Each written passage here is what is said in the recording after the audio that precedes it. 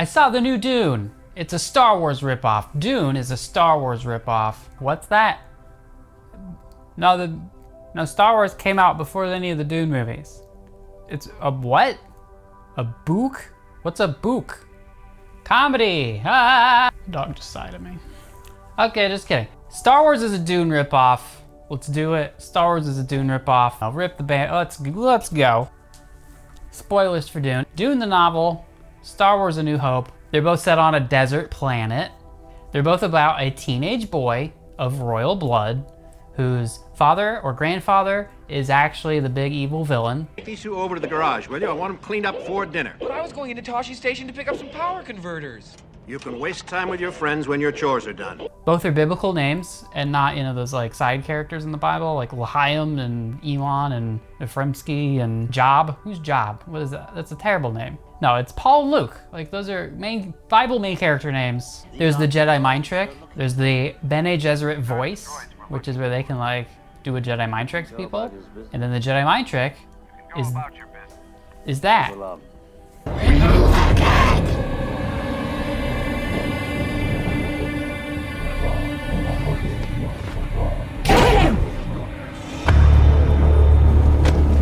Later on, not right away, not right up front, but later on you have revelations of who the father, grandfather is. In both you have a setup where like guns aren't the end all be all, right? In Star Wars you've got the Force and your Jedi have the saber. They can deflect like blasters, right? So the Jedi, when they fight other Force people, they gotta use the laser swords, right?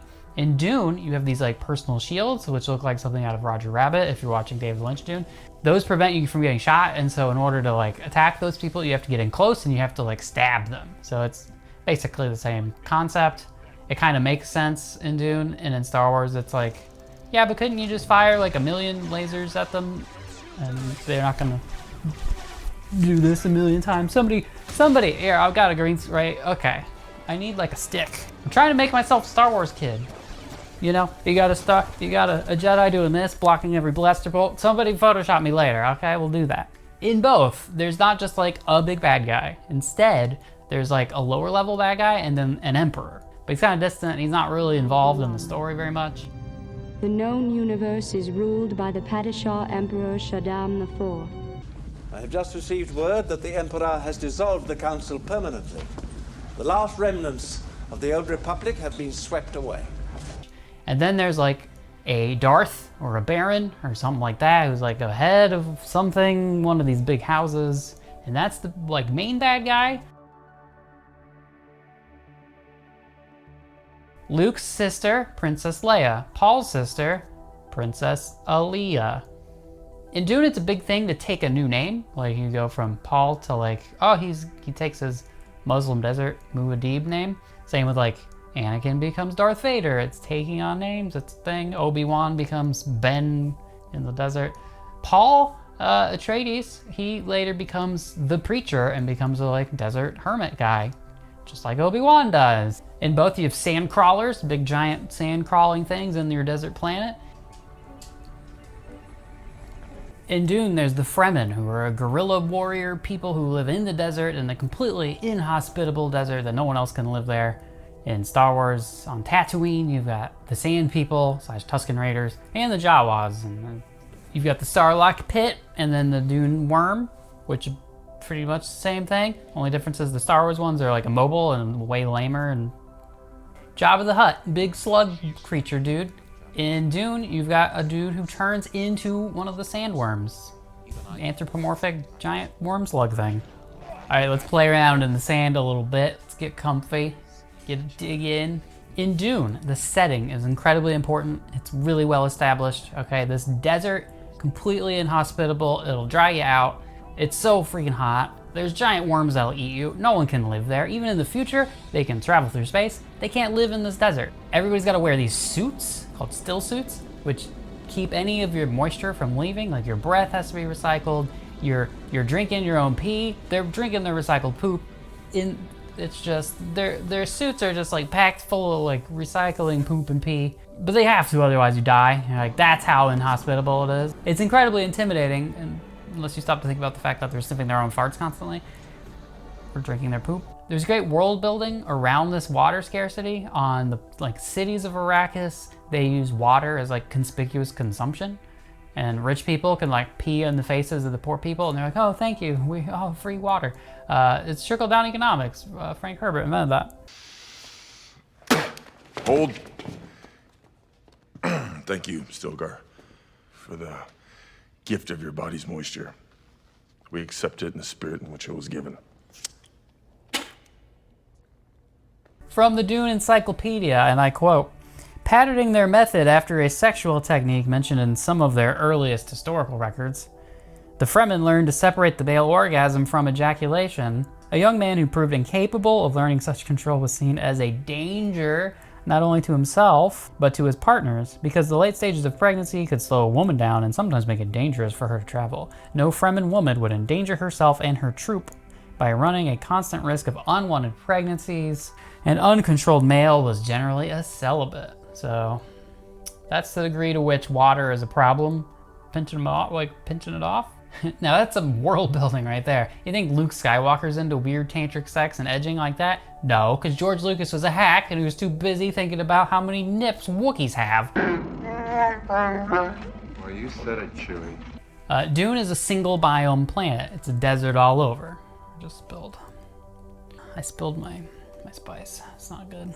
Because it's this giant, intimidating desert, you're not gonna wander into some oasis or something. It's all desert, right? Then in Star Wars, on Tatooine, you got the Lars family. They're moisture farmers, so that's, I guess, world building. And then Luke just wanders around and gets in a speeder and speeds off, and he's never worried about it being hot or running out of water or anything, and it's not really, it doesn't really matter. All the stuff said on Tatooine could be in any kind of biome. It doesn't matter. Way to go. Oh, don't worry, he'll be all right. So Star Wars just borrows oh, it's on a desert, and then doesn't know what to do with it. And then Star Wars takes this single biome planet thing and just, oh, we got jungle planet, we got frozen planet, we got city planet, all these things, which doesn't make sense because Earth has all of those biomes. Why are all the planets in the Star Wars place all so freaking homogenous? It doesn't make any sense. It makes sense to have Arrakis be single biome, oh my god, this planet where it's impossible to live. That's the whole point. It doesn't mean all the planets in Dune are like that, but in Star Wars they apparently are, because George Lucas, whatever. Hitchhiker's Guide makes fun of this because it has a planet called Ursa Minor Beta, where not only is the entire planet a beach, the climate is always that of Saturday afternoon. Okay, here's a couple things to put into the homage category. You've got the spice mines of Kessel. So Star Wars, they kind of mention spice. It's never a thing, but they mention it. It's okay, I'll give you an homage. The Trade Federation, the Spacing Guild. Star Wars rips off Jodorowsky's Dune, which wasn't even made. Ce storyboard, il a circulé dans les couloirs d'Hollywood. Je peux pas imaginer sans. The original Star Wars, the 77 film, there is a lot of visual reference from what Jodorowsky laid out on paper. Just the way his sword fights were designed. There's a huge amount of influence. Paul dueling with a robot and doing training, and it's a lot like Luke dueling with the ball in the Millennium Falcon. Alright, so in Dune you have a key resource. You got the spice melange. It's like a vegetable medley. So everything is about controlling the spice. That's why Arrakis is so important. Okay. If you read earlier drafts of Star Wars, which I didn't do, I just read Wikipedia. Anyway, in there's a thing called a kyber crystal, which was the way you use the Force is you have to have a crystal that they're really rare and hard to find. And so you have this crystal and it's the way you focus and collect the Force energy, and it's how you then use it, something like that. They eventually dropped it, but there's this kyber crystal rare resource, and basically George Lucas was a hippie crystal healing San Francisco hippie, I guess. So Star Wars drops that. It's this is too complicated. They focus, instead of the whole story being about controlling this resource, it's all about the Death Star, right? It's the big super weapon. If you control the super weapon, you can control the galaxy, right? And then they blow it up, and then now what? In Dune, at the end of the first book, the good guys take over the planet and now they control the spice. Which then means now they're the ones who get to be dicks to everybody about controlling the spice, and maybe it corrupts them and maybe it leads to some bad things. Whereas in Star Wars, after you blow up the Death Star, you're just now what? Because the good guys don't control. It'd be if the good guys took over the Death Star and then now they had a Death Star. That could have been interesting. Didn't think of that 6 times. So after A New Hope, now Star Wars is left with like, oh no, the bad guys are building another new super weapon. Again. So Dune has an explanation for why the people have some like powers, or they can do some stuff that's kind of supernatural, which is that they've been doing thousands of years of evolution and selective breeding and putting sperm in test tubes, Jacqueline Stallone style. Mutated humans. The spice is a drug that does a thing, and if you control the spice, you can control. Star Wars replaces that with just the Force and whatever, and then later it's like, oh, it's midichlorians, I guess. It's like, I guess it's just genetics, but dumber. So in Star Wars, you get like vague prophecy. I don't know, the Force did it. In Dune, the selective breeding thing becomes like a plot device. There's stuff about like, oh, we want to breed this person with that. Oh, and who's the father? Oh man, and it's like it matters to the plot. Whereas in Star Wars, it's just a way to wave your hands around and say the Force did it. The Journal of the Wills. You may have heard the Journal of the Wills. So this is this idea that George Lucas had that like Star Wars is being told by the Wills with a W-H, the Whills. And the Whills are like eternal beings that are telling the story of the galaxy. Are they Yodas? Who knows?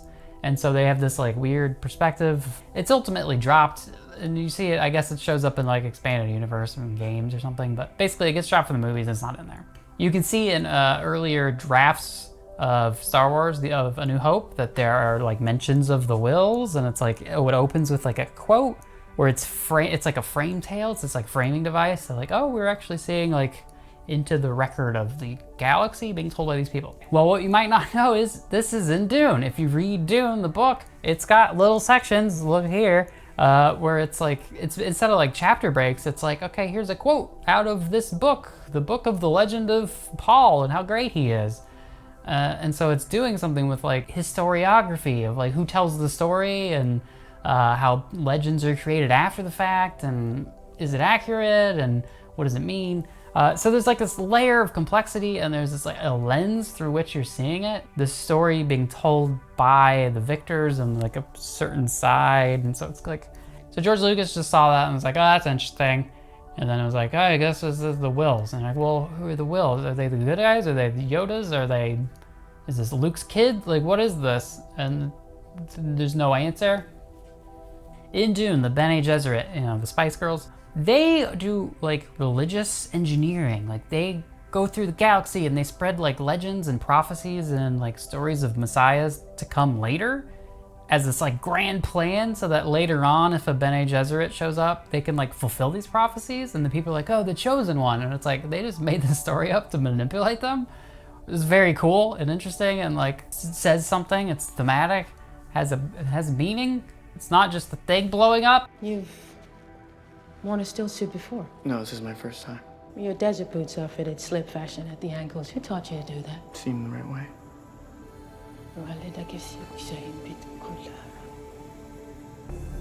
On Arrakis, we have done all we can for you. A path has been laid. Let's hope he doesn't squander it. So they're like weaponizing legend and prophecy and chosen one messiah bullshit, and then Star Wars comes along and it's like, oh, he's the chosen one. You're like, well, who? What prophecy? Who made this prophecy? Can you make prophecy? How does this work? It's like, I don't care. He's the chosen one. You refer to the prophecy of the one who will bring balance to the Force. Thanks, prequels. So this is like one reason why Dune is great, is you think you know what it is. It's like, oh, he's the teenage boy, coming of age. Oh, he's destined to be the hero. He's the chosen one. And then you get these clips of like, oh, he really was the great chosen one in this like frame tale. And you're like, okay, he's gonna be the great chosen one. And then it turns out that like those legends are just manufactured to make him seem like the chosen one. And then, yes, he becomes the leader, and yes, he leads the like underdog guerrilla warriors to victory, but he's not doing it to like free them. He's not doing it to like put them in power. He does it to put his people in power. And he ultimately is like a corrupt bad guy in the end. And then he like, eventually he like feels bad about it. But anyway, it's this whole thing of like messiahs, don't trust them. And then in Star Wars, there's just a bunch of Luke's the messiah, Rey is the messiah, and then she's good. Frank Herbert said, quote, The bottom line of the Dune trilogy is beware of heroes. See, memeing, not, oh, that's your hero, they do hero things. Yay. The religious commentary statement in Dune is the one we've discussed earlier, that messiahs should come with a label on the forehead, may be dangerous to your health. I think people are responding to leadership overtures out of a very deep-seated, instinctual process that goes back to our tribal roots. When we were tribesmen and possibly evolved into the wise old men who led the tribe, if we lived long enough. And I think that this is something that just comes with the genes. We're born with it. And it's a very dangerous thing in this day and age, because technology has given us the tools of self-destruction. And if you put those tools in the hands of sick leaders, then we're really in trouble. Just like in Terminator, which is a very sophisticated story, because John Connor, he's going to be the great messiah. They're going to go back in time. They're going to kill his mom before he's born. They're going to kill him when he's a kid. They're going to kill him when he's a teenager. There's a future one or something. And then in Terminator 5, it turns out he is a robot who then goes back in time to kill his own mom or something like that. Terminator 5, everybody, that happened. That's canonical until it's not, because then the 6th one ignores that and goes back to 6 as a sequel to 2. So this is all kind of Anakin's arc. And so if you want to give George Lucas credit for trying, is that Anakin Skywalker is kind of this from a desert planet teenager. Oh, you speak of the prophecy of the one who will bring balance to the Force. And what is being balanced? What does that mean? Anyway, and then he turns into a bad guy. And oh, he's a bad guy. Except George Lucas doesn't know how to do that. And instead of being like, oh, he's clearly the good guy, he's clearly the good guy. Oh, he turned into, oh, we shouldn't trust heroes, and there's a meaning. Instead, he's like a creepy serial killer, teenage, angsty, weird kid the whole time. Like, imagine if Anakin Skywalker became the messiah of the Sand People. That could have been a thing. While they're like sniffing their farts. Paul Atreides is not a creepy, weird teenager. You're like rooting for him the whole way, and then like when he's like, oh, he's kind of a bad guy. That's a surprise. It's surprising. And so Paul eventually like becomes the emperor, and then he feels bad, and so he drops out of society and becomes a hermit, and they all think he's dead. And then there's a mysterious preacher in the desert, and it turns out it's him. He's basically Obi-Wan, right? All right, we're going to start a cult. And we're going to Guyana next week, and we're going to start Herbertown, and you can have the Kool-Aid concession. In Dune Messiah, 12 years after he takes power, Paul is the emperor. He's got his political marriage, and then he's got his love marriage. Two separate things, right? And the two ladies are like fighting over his sperm. They're like punching each other. I want his sperm. You know, that's a good scene. So he's got his Fremen lady, and then he's got his like royal space lady. They both want to be the one that gives him the heir, right? They want to be the mom of the next emperor. So one of the ladies is sneakily giving contraceptives to the other one. Like, what? Paul is aware that this is going on, and he lets her get away with it because he realizes that the one who's sneakily getting contraceptives, he foresees that if she gives birth, she'll die in childbirth while giving birth to magical twins. There's the imperial conditioning. Assurance of trust. She's part of the royal family. They won't get any information from her. She knows the art of mind control. He's too heavy. Huh? Orson Welles. And we discovered a restaurant, and then he was eating 6 bottles of wine. I don't want to do it. I say, I don't want any more. I said, no, man. I say to him, I will propose something. If you do the picture, even if we pay what you want as an actor, I will hire the chef of this restaurant, and you will eat as here every day. I can say, I do it. The Imperial Senate on a diplomatic... You are part of the Rebel Alliance and a traitor. Take her away. It was hilarious and terrifying at the same time because we didn't know what Darth sounded like. That was the first time we heard him. We're like, is that it? Is it gonna be some Scottish guy or what is this? And the rumor is that he thought of Orson Welles and then probably thought that Orson might be too recognizable. So what he ends up is picking a a voice that was born in Mississippi, raised in Michigan, and was a stutterer. Brian Herbert, Frank Herbert's son, is Luke to his Anakin in the biography of Frank Herbert called Dreamer of Dune. George Lucas's hit Star Wars came out that year, 1977. The film was shocking to me for all the similarities between it and my father's book, Dune. Both featured an evil galactic empire, a desolate desert planet, hooded natives, strong religious elements, a messianic hero with an aged mentor. The movie also had spice mines and a Dune Sea. I phoned my father and said, "You better see it. The similarities are unbelievable." When Dad saw the movie, he picked out 16 points of what he called absolute identity between his book and the movie, enough to make him livid. He thought he saw the ideas of other science fiction writers on the screen as well, including those of Asimov, Niven, Sturgeon, Maltzberg, Pornelli? I'm gonna say Pornelli. Still, Frank Herbert tried to be upbeat. He and the other science fiction writers who thought they saw their work in Lucas's movie formed a loose organization that my father called "We're Too Big to Sue George Lucas Society." 16 points, and I counted all of my points up, and some of them you don't know yet. So for example, Princess Aaliyah being the sister of Paul, and then Princess Leia being the sister of Luke. You don't know that that's a sibling situation until Return of the Jedi, right? There's a lot of those things that you don't really realize it till later. And they're seeing all of these connections on just the first Star Wars movie. Like foreseeing the death in childbirth when giving birth to magical twins. That doesn't happen until 2004. So anyway, Star Wars is a complete ripoff of Dune, or is it?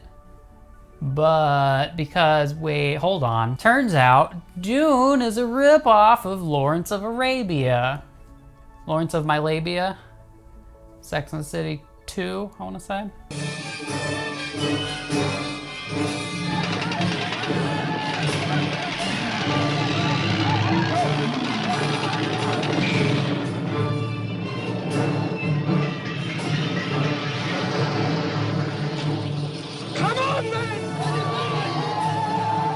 No man of our time has drawn upon himself so much praise and so much criticism.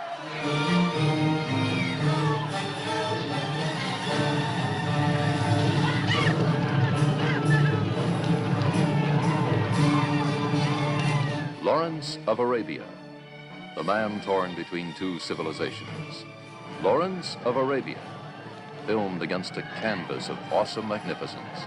Lawrence of My Labia! What, in your opinion, do these people hope to gain from this war? They hope to gain their freedom. There's one born every minute. They're going to get it, Mr. Bentley. I'm going to give it to them.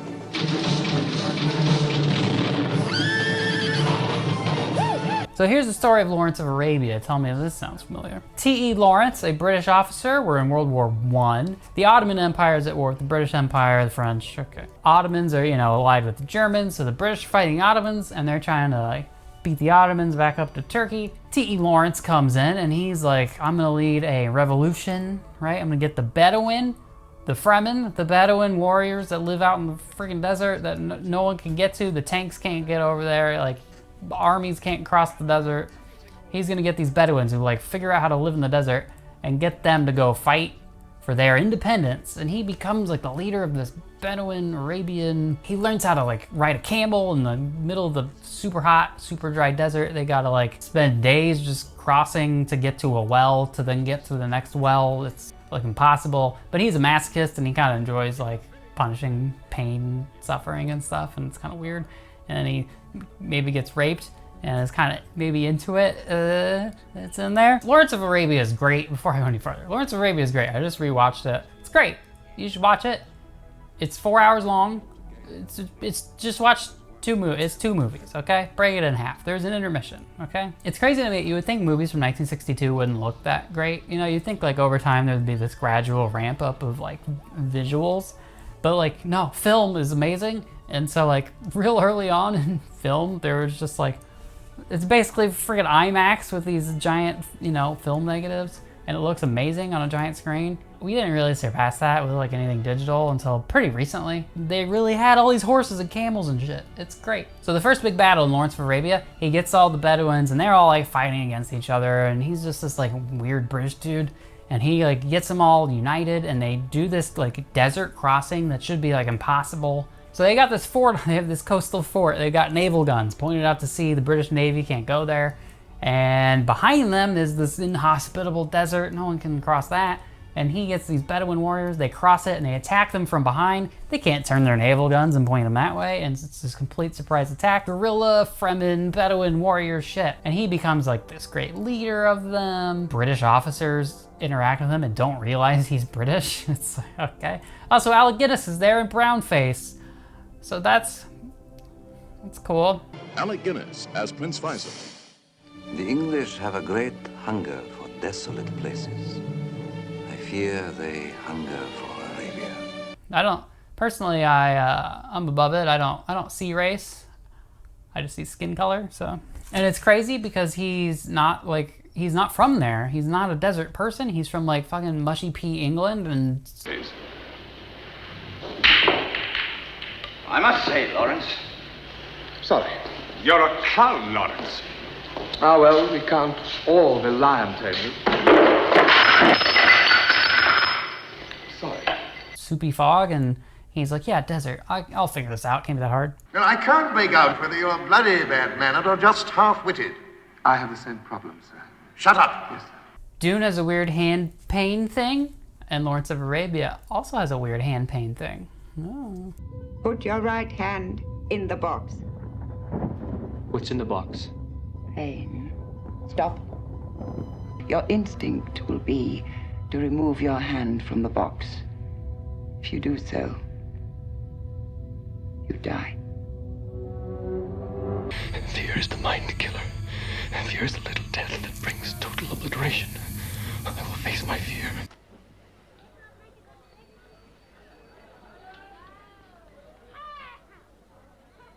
You do that once too often. It's only flesh and blood. Michael George Hartley, you're a philosopher.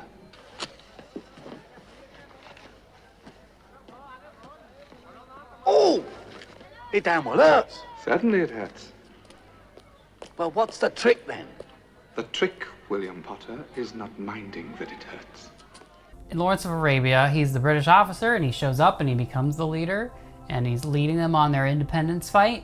But ultimately, the British and the French are helping them to fight off the Ottomans so that they can then just be like, okay, now you're British or now you're French, and just draw some new lines on the map. But Lawrence is telling them, like, we're gonna go get your independence, you're gonna be free. And then he's just like, oh, now you're British. And so part of it is, well, does he know they're gonna do that? Is he naive enough to think the British will let them become independent? Or is he lying to them and just telling them that the Brits will let them when they won't? He's either naive or he's lying. Again, beware of heroes. This is the lesson. Dune also borrows heavily from The Sabres of Paradise, 1960, by Leslie Blanch, a book about Russian imperialism and an Islamic holy war in the Caucasus. Okay, so here's some examples. Chicopsa, a Caucasian hunting language, becomes the language of a galactic diaspora. Galactic. Khanli, from a word for blood feud among Islamic tribes of the Caucasus, signifies a vendetta between Dune's great spacefaring dynasties. Kinjal is the personal weapon of the region's Islamic warriors. They live at the exotically named Sich Tabor.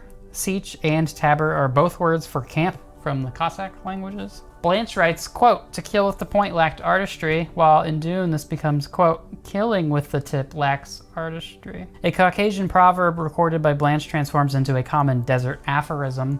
Polish comes from the city, wisdom from the hills. Becomes polish comes from the cities, wisdom from the desert in Dune. And then Harkonnen's first name, the bad guy, is Vladimir. Okay, Russian name. You can also say Star Wars is based on Hidden Fortress. So, Ripoff. This is a ripoff. Ripoff is thrown around too much. There's only so many stories, okay? There's 36 dramatic situations. There are no new stories, just new versions of old things. Just because there's similarities doesn't make something a ripoff. It's easy to look after the fact and say, oh, it's just that in space, or it's just that in whatever. Like, you can see those connections and go, oh, well, that's not that original, except somebody had to make those connections of like, oh, what if we do that in space? Like, it does take some creativity to do that. And all those connections you do see, there's a lot of connections that aren't made. There's a lot of like selecting which things you're gonna borrow, right? So this is the difference between ripoff and homage or influence. How much did you take? Did you take all of it? Did you change the characters' names by adding S? You know, Anus and Ines? The character names in your stories are suffering. Need thou not be afraid? We can add Onius, Inus, or Anus to just about anything and it becomes magical. Bronco. I can do better. Broncanus. Forgive me. Cyclops there. Cyclops there. Cyclops there. Turrets. Oh my holy crap. Surveillance does. What is creativity really? It's making a new connection between two things that hitherto had not yet been connected. It's seeing that this connection can be made, doing it in a way where everyone then looks at it and goes, oh, why didn't I think of that? It's so obvious, right? But it wasn't obvious until somebody did that connection for you. You're right, once that connection's made for you, it just seems like inevitable, like, oh, of course. But somebody's gotta be the creative one to like make those connections in the first place. Cut to John Cleese. The only thing from the research that I could tell you about how to be creative is the sort of childhood that you should have had, which is of limited help to you at this point of your lives. In a joke, the laugh comes at a moment when you connect two different frameworks of reference in a new way. Example, there's the old story about a woman doing a survey into sexual attitudes who stops an airline pilot and asks him, amongst other things, when he last had sexual intercourse. He replies, 1958. The researcher is surprised and queries this. Well, says the pilot, it's only 21:10 now. Connecting different ideas isn't difficult. You can connect cheese with motorcycles or moral courage with light green or bananas with international cooperation. You can get any computer to make 1 billion random connections for you. But these new connections or juxtapositions are significant only if they generate new meaning, right? So as you play, you can deliberately try inventing these random juxtapositions and then use your intuition to tell you whether any of them seem to have significance for you. That's the bit the computer can't do. Psychedelics, let's think about what do psychedelics do? They make parts of your brain which normally don't talk to each other suddenly start talking to each other. And now that could be just nonsense, like you're tasting colors and seeing music or something. It should be fun, but it doesn't really mean anything. But it also could connect meaning in new ways and you see things in a new way. You know, the spice makes you see, I don't know. Well, it certainly is exotic. Ooh, Lisa, is that too spicy for you? I can see through time. And if you're defining creativity as making new connections between things that already existed, psychedelics seems like a shortcut to creativity.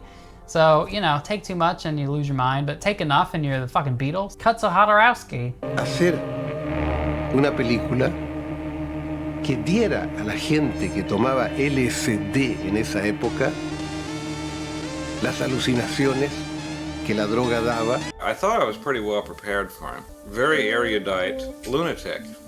In El Topo, he had this long hair down to his shoulders and a big beard, and he was a raving lunatic. He acted in his own films.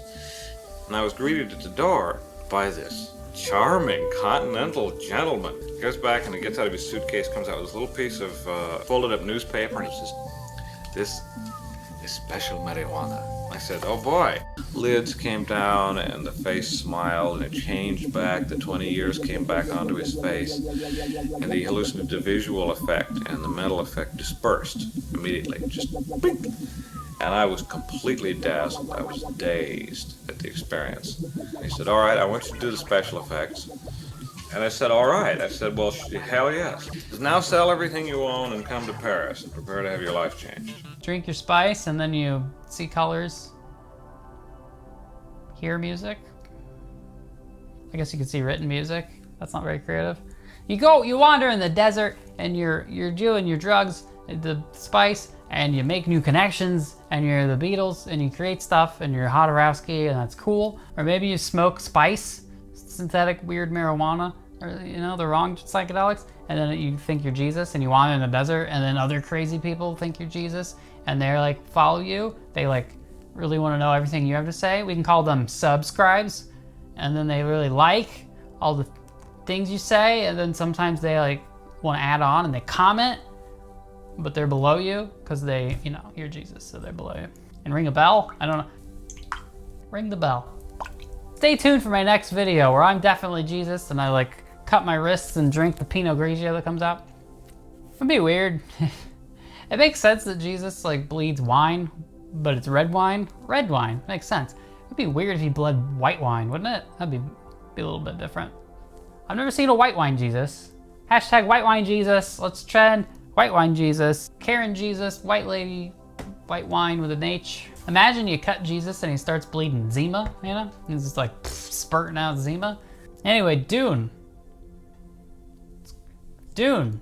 This is hot in my mouth. This is really hot in my mouth. When I was in elementary school, we had sandwich as a word to learn for spelling. We were in the computer lab, you know those computers where it was like a black screen with green lettering and that was it? Oh man, 1995, something like that. And I wrote a story. We had to write a story using all of our keywords, and I wrote one including the word sandwich, like this. I was making a pun, and the teacher came along and marked it down without reading the context and realizing I was making a pun, goddammit. Oh, I'm so mad. I think that was Mrs. Severs. It might not have been. It could have been Mrs. Lowe. It was either Mrs. Lowe or Mrs. Severs. I'm still mad about that. That was a good pun. You didn't read the context.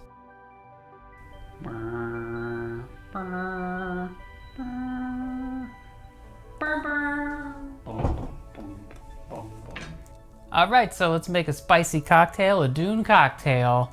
Call it Ride the Worm. The Worm, Ride the Worm Cocktail. You ready? Rittenhouse rye. Wow, coming at you. Rye because rye spice, rye spicy. Go an ounce.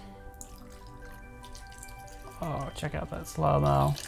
Chili Amaro because spice. Let's do a ½ ounce of that. Slow-mo in space. Ancho chili liqueur because spice. Evoking a sense of timelessness and expressing the essential flavors of Mexico. There it is. If that doesn't make you think Dune, Mexico, right? Another ½ ounce. Now here's where it gets, there we go. Homemade habanero vodka because I hate myself. Look at this. Look at the, oh my God. Something like that, I don't know.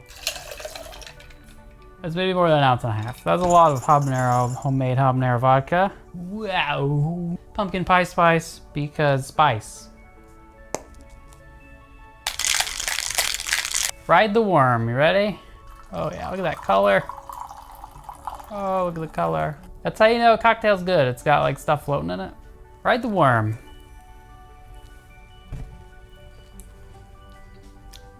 That's good. That's really good. I kind of thought it would be bad. I just threw everything in there I thought would be spicy, and it's actually pretty good. I approve. Trick your friends, make homemade habanero vodka. It's not that hot. It's really not. I mean, it's like it's a warm. You feel a warmth. It's a feel-good movie. It's like it's just like drinking some Tom Hanks. You know, it just feels good, makes your whole body feel good. Just drinking some Hanks. Tom, call me. Colin, call me. What's the other? Chet, call me. We're gonna get some feel-good. Drink the Hanks. Oh yeah. How you doing? You freeze it, but you don't freeze it so far. You gotta freeze it some, but enough that you can still drink it. It's not frozen solid, right? Because the ice must flow. The knee. Pun? Get it? Comedy! Ah! Stop being such babies. You can't be afraid to try new things. For instance, tonight I'm using a Pooh, what do you call this thing again? A napkin. Outrageous! I can come to the important part, and that is how to stop your subordinates becoming creative too, which is the real threat. They'd rather sniff their own farts all day than die, I guess. Oh, dear God. All right, we're going to start a cult. And we're going to Guyana next week, and we're going to start Herbertown. And you can have the Kool-Aid concession. Oh, dear God. Oh, dear God. Oh, dear God.